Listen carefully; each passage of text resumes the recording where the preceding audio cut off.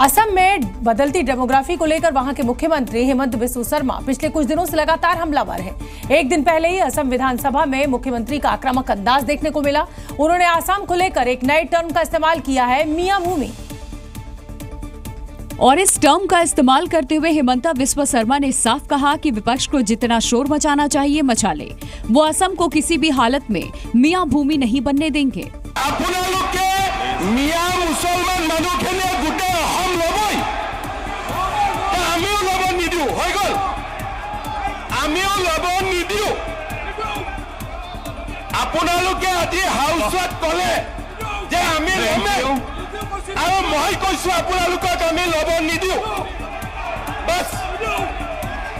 दरअसल हेमंता बिस्वा शर्मा ने नगांव में 14 साल की नाबालिग से दुष्कर्म की घटना को लेकर राज्य में कानून व्यवस्था की स्थिति पर विपक्षी दलों के कार्य स्थगन प्रस्ताव पर बोल रहे थे। इस दौरान उन्होंने दावा किया कि अगर जनसंख्या वृद्धि को नियंत्रित रखा जाता तो अपराध की दर नहीं बढ़ती। और जब विपक्ष के कुछ नेताओं ने मुख्यमंत्री पर पक्षपात का आरोप लगाया तो उन्होंने साफ कहा कि वो पक्षपात करते रहेंगे। इस दौरान विधानसभा में काफी देर तक हंगामा होता रहा। विपक्ष के हंगामे पर मुख्यमंत्री शर्मा ने कहा कि लोअर असम के लोग अपर असम क्यों जाएंगे ताकि मियां मुस्लिम असम पर कब्जा कर ले। उन्होंने कहा कि वो ऐसा बिल्कुल नहीं होने देंगे। असम के मुख्यमंत्री हेमंत बिस्वा शर्मा के मियां भूमि वाले बयान पर विवाद होते देर नहीं लगी और इस मामले पर असम से लेकर पटना तक सियासी तूफान खड़ा हो गया और बयानबाजी का दौर भी शुरू हुआ। हेमंता बिस्वा शर्मा के इस बयान पर विपक्ष के नेताओं ने उन्हें घेर लिया। कांग्रेस ने उन पर नफरत फैलाने का आरोप लगाया। The problem with Hemanta is that Hemanta spreads hate. Hemanta doesn't want to rule or serve the people of Assam. He wants to be the topmost hater who is good towards RSS. Assam has never accepted this kind of politics.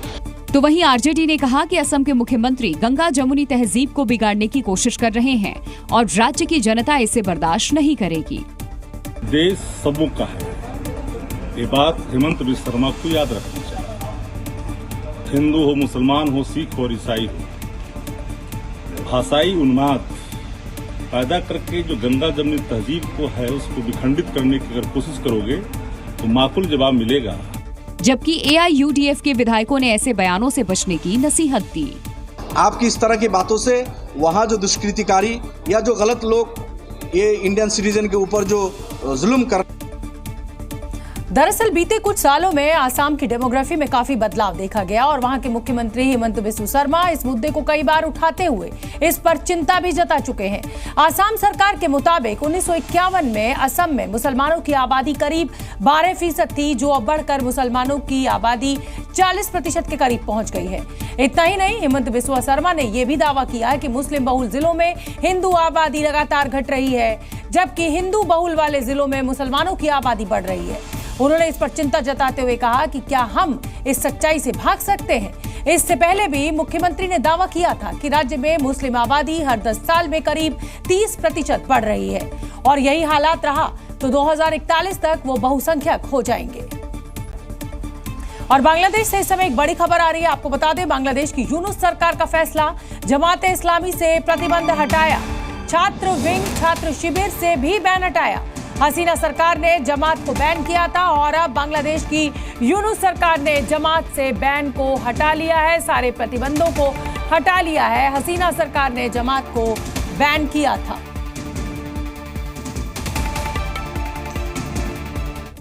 अगली खबर का रुख करेंगे। बांग्लादेश में तख्ता पलट और अंतरिम सरकार बनने के बावजूद वहां हालात जस के तस नजर आए। जिस बांग्लादेश में कभी शेख हसीना सरकार का दम था, तख्ता पलट के बाद वहां ना तो शेख हसीना रही और ना उनकी पार्टी रही।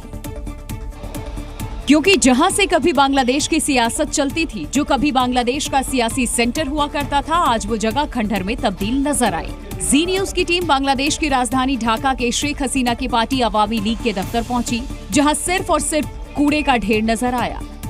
पिता फादर ऑफ नेशन, बेटी आउट ऑफ द नेशन। मैं इस वक्त मौजूद हूँ शेख हसीना की पार्टी और अवामी लीग के दफ्तर में। अब हालांकि यहाँ की अवामी लीग के दफ्तर की दुर्दशा हो गई है। दुर्दशा के दौरान सिर्फ एक मात्र पोस्टर बचा है जिस पर यह लिखा है कि शेख मुजीबुर रहमान स्वतंत्र बांग्लादेश में प्राइम मिनिस्टर की सेकंड टाइम क्या है शपथ ले रहे हैं। अवामी लीग के दफ्तर की दुर्दशा ऐसी है कि खंडहर से भी बुरी हालत है। आज जो खंडहर दिख रहा है वो कभी बांग्लादेश की सियासत का सेंटर हुआ करता था। 5 अगस्त तक इसी जगह से शेख हसीना की पार्टी के सारे फैसले लिए जाते थे और शेख हसीना भी यहाँ बैठा करती थी, लेकिन कट्टरपंथियों ने अवामी लीग के दफ्तर को तहस नहस कर दिया। और कट्टरपंथियों ने सिर्फ इमारत ही तहस नहस नहीं की, बल्कि अवामी लीग के दफ्तर में रखी एक एक चीज को लूट लिया गया। इतना ही नहीं, वहां के दरवाजे तोड़ दिए गए, उपद्रवियों ने लिफ्ट तक को नहीं छोड़ा। और ढाका में स्थित अवामी लीग के दफ्तर की जो तस्वीरें सामने आई वो हैरान कर देने वाली थी। इन तस्वीरों में दफ्तर के अंदर सब कुछ टूटा फूटा नजर आया। उपद्रवियों ने दफ्तर में रखी कुर्सियां, पंखे, सोफे सब कुछ लूट लिया और अपने साथ ले गए। दफ्तर की दुर्दशा वाली तस्वीर दिखा दीजिए। कभी यदि पार्टी दफ्तर आती थी तो शेख हसीना यहीं बैठा करती थी, क्योंकि बाहर जो प्रतिमाएं उकेरी गई हैं वो उनके पिता की हैं। और अब हालांकि यहाँ पर बैठना तो दूर की बात, खड़ा होना दूभर है। हालात ऐसे हो गए। दावा किया गया कि जिस उपद्रवी ने अवामी लीग के दफ्तर पर हमला किया था उस समय वहाँ कई लोग मौजूद थे जिन्होंने बड़ी मुश्किल से अपनी जान बचाई थी। ये अवामी लीग के दफ्तर की हम आपको सीधी तस्वीर दिखा रहे हैं। ये बड़ी बिल्डिंग है और यहाँ से कुछ लोग जान बचाकर भागे हैं। वो नीचे आप फोटो देखेंगे तो वो आप देखेंगे शेख मुजीबुर रहमान का फोटो आपको नजर आएगा। दफ्तर में चारों तरफ कागज के टुकड़े बिखरे नजर आए। हालात ये हैं कि अब इस दफ्तर में कोई नहीं आता, और अगर कोई आता भी है तो किसी से मिलने के लिए नहीं, बल्कि वहाँ बचे हुए सामान को अपने साथ ले जाने के लिए। अगली खबर का रुख करेंगे। उत्तर प्रदेश की योगी सरकार ने नई सोशल मीडिया पॉलिसी को मंजूरी दे दी है और इस पॉलिसी के तहत सोशल मीडिया में देश विरोधी कंटेंट पोस्ट करने पर उम्र कैद तक की सजा का प्रावधान है।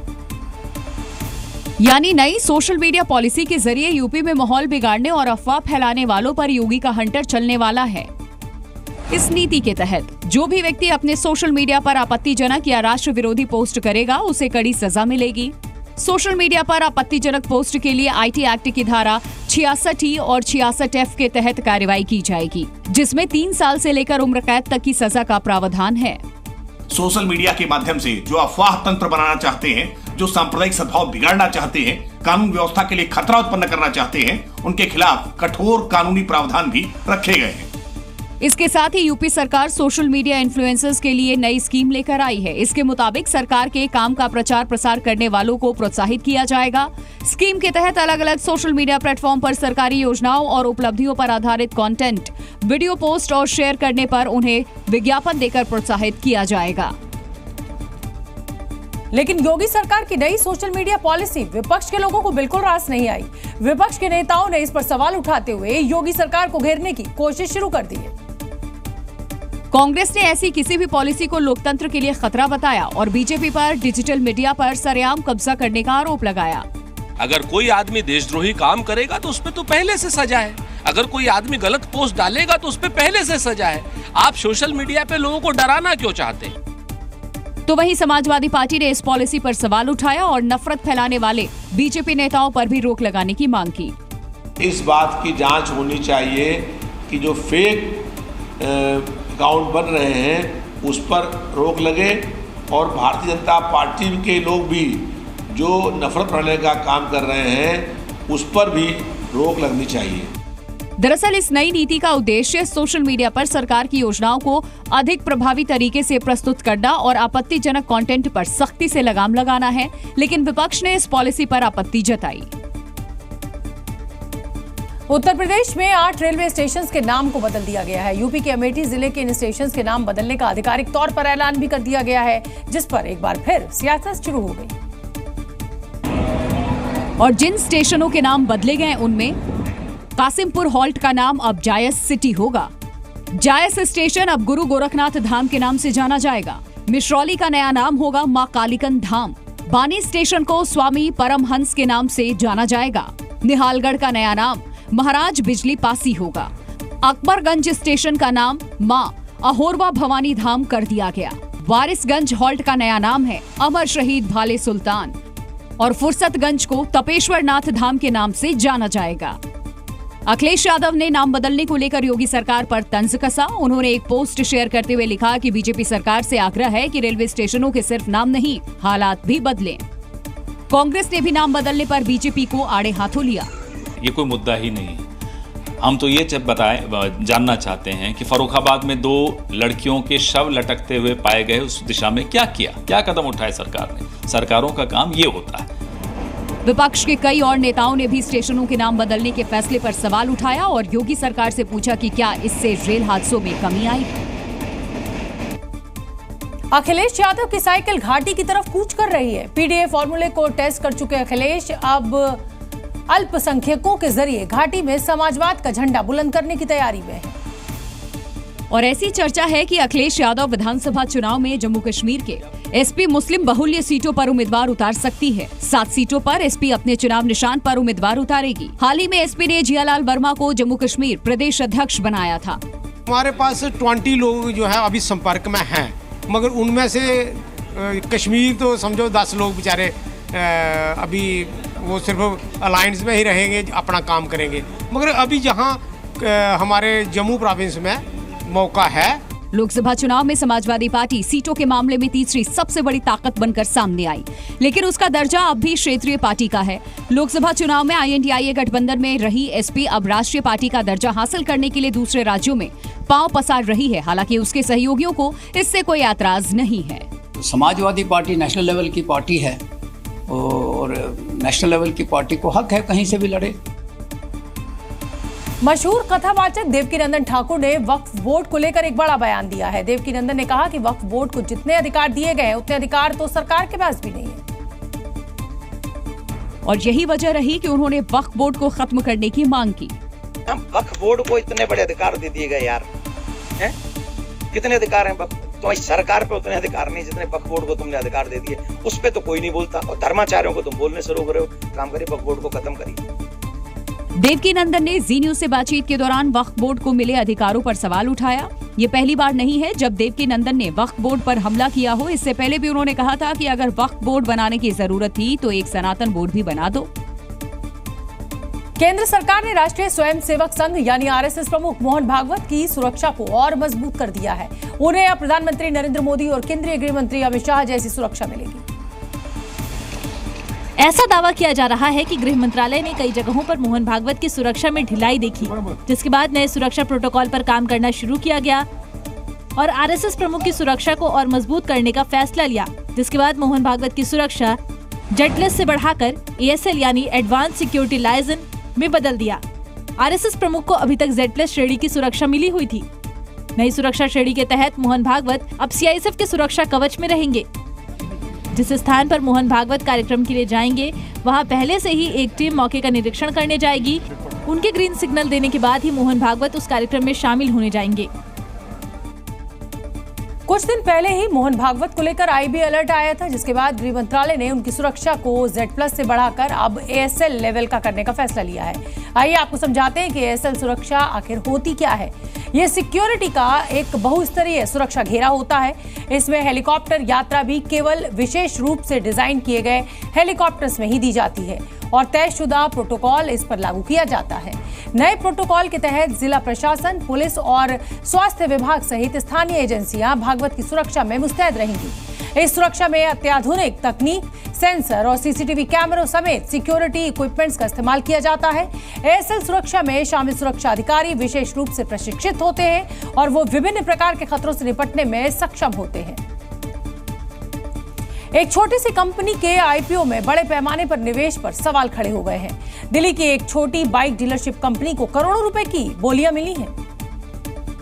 कंपनी का नाम रिसोर्सफुल ऑटोमोबाइल कंपनी है, जिसने कारोबार बढ़ाने के लिए हाल ही में अपना SME IPO पेश किया, जिस पर निवेशकों ने खूब पैसे बरसाए। 12 करोड़ के IPO पर 4,800 करोड़ की बोलियां लगी। इस IPO का रिस्पॉन्स देखकर बाजार के बड़े बड़े दिग्गज हैरान हैं। अब इस कंपनी के बारे में भी जान लीजिए। रिसोर्सफुल ऑटोमोबाइल कंपनी की स्थापना साल 2018 में हुई थी। ये 2 व्हीलर की बड़ी रेंज पेश करती है। इसमें बड़ी कंपनियों की बाइक्स, जिसमें स्पोर्ट्स बाइक्स और स्कूटर शामिल हैं। और इस कंपनी के सिर्फ 2 शोरूम हैं। पहला शोरूम दिल्ली के द्वारका और दूसरा शोरूम पालम रोड पर है। इस कंपनी में काम करने वाले कर्मचारियों की संख्या महज 8 है। अगर इस कंपनी का लेखा जोखा देखेंगे तो हैरान रह जाएंगे। फाइनेंशियल ईयर 2022 में कंपनी की आय 12 करोड़ 50 लाख जबकि मुनाफा 90 लाख था। फाइनेंशियल ईयर 2023 में कंपनी का मुनाफा बढ़ा और कंपनी का आय 19 करोड़ 40 लाख हुआ और मुनाफा 42 लाख रहा। मौजूदा वित्त वर्ष 2024 में 11 महीनों के अंदर कंपनी की आय 17 करोड़ 23 लाख जबकि मुनाफा 1.5 करोड़ रहा। ऐसे में बाजार एक्सपर्ट्स लोगों को संभलकर आईपीओ में निवेश करने की सलाह दे रहे हैं। उत्तर प्रदेश के प्रयागराज में एक मदरसे से नकली नोट के अवैध कारोबार का पर्दाफाश हुआ। साथ ही बड़े पैमाने पर नकली नोट भी बरामद किए गए। नकली नोट की यह फैक्ट्री प्रयागराज के जामिया हिबीबिया में चल रही थी। पुलिस ने मदरसे के प्रिंसिपल मोहम्मद तफसीरुल समेत 4 आरोपियों को गिरफ्तार किया। साथ ही 100 रुपए के 1300 नकली नोट और नोट छापने की मशीन जब्त की। पुलिस के मुताबिक मदरसे के प्रिंसिपल ने उड़ीसा के रहने वाले जाहिर खान को मदरसे में किराए पर कमरा दिया था, जो इस कमरे में नकली नोट छापता था, जिसकी जानकारी प्रिंसिपल मोहम्मद तफसीरुल को भी थी और नकली नोट बनाने वाले जाहिर खान के साथ शेयर होल्डर था। 15,000 असली नोट के एवज में 45,000 के नकली नोट देने की तैयारी थी। पुलिस के मुताबिक पिछले 3 महीने से ये काला कारोबार चल रहा था। वहीं पे सारा प्रिंटिंग का काम, फिनिशिंग का काम, कटिंग का काम वहीं पे होता था और वहीं पे ये नोट तैयार करके फिर मार्केट में बेचने के लिए लेके जाते थे। फिलहाल नकली नोट बनाने का सरगना जाहिर खान से जुड़े लोगों की जांच में पुलिस जुट गई है। उत्तर प्रदेश के बाराबंकी में मुख्यमंत्री योगी आदित्यनाथ के ड्रीम प्रोजेक्ट महादेवा कॉरिडोर के लिए अधिग्रहित किए गए मकानों और दुकानों को गिराने का काम शुरू हो गया है। लोधेश्वर महादेवा मंदिर को और अधिक विकसित करने के लिए मुख्यमंत्री योगी आदित्यनाथ ने महादेवा कॉरिडोर बनाने का निर्देश दिया था, जिसके बाद जिला प्रशासन ने अधिग्रहित किए गए मकानों को बुलडोजर के जरिए गिराने का काम शुरू किया। दरअसल कॉरिडोर क्षेत्र में आने वाले 150 से ज्यादा घरों और दुकानों को चिन्हित किया गया। इनमें से 100 से ज्यादा लोगों से प्रशासन ने रजिस्ट्री भी करा ली और उन्हें मुआवजे की राशि भी दी जा चुकी है। कुल मिला के 160 लोग हैं जिनके लैंड और प्रॉपर्टीज जो है वो अधिग्रहित की जा रही है। इसमें से ऑलरेडी 100 से ज्यादा प्रॉपर्टीज हम लोगों ने वहाँ पे अधिग्रहित कर ली है। अभी कांवड़ का समय चल रहा था तो इस दौरान इसको हम लोगों ने स्थगित रखा हुआ था, जो पुष्टिकरण का कार्य था। अब वर्तमान में हम लोगों ने पिछले 2 दिनों से उसको प्रारंभ कर दिया है। हालांकि कुछ लोगों ने पहले ही अपने मकान और दुकानों को खाली कर दिया था और जो लोग नहीं कर पाए थे वो बुलडोजर देखते ही वहां से अपना सामान हटाते दिखाई दिए। महादेवा कॉरिडोर मुख्यमंत्री योगी आदित्यनाथ का ड्रीम प्रोजेक्ट है। पिछले साल बाढ़ पीड़ितों से मिलने आए मुख्यमंत्री ने मंदिर में जलाभिषेक के दौरान काशी की तर्ज पर कॉरिडोर निर्माण की घोषणा की थी।